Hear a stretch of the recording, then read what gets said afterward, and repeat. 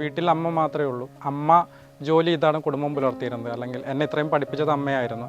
ആ ഒരു സാഹചര്യത്തെ ഞാൻ അനുകൂലമാക്കിക്കൊണ്ട് എന്നേക്കാൾ ഉപരി എൻ്റെ അമ്മ ജയിക്കണം എന്നുള്ളൊരു വാശിയിലായിരുന്നു ഈ ഒരു മുന്നോട്ട് പോക്ക്.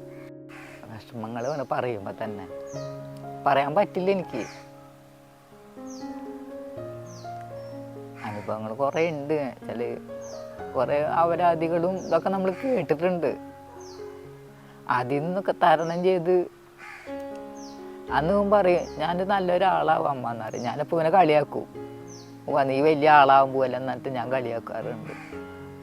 പിന്നെ പറയാൻ വെച്ചാൽ കുറേ പറയാനൊക്കെ ഉണ്ട്. അതൊന്നും പറയാൻ പറ്റണില്ല, വിഷമം കൊണ്ടാണ്. വിഷമം ഉണ്ടായാലേറെ സന്തോഷമുണ്ട്.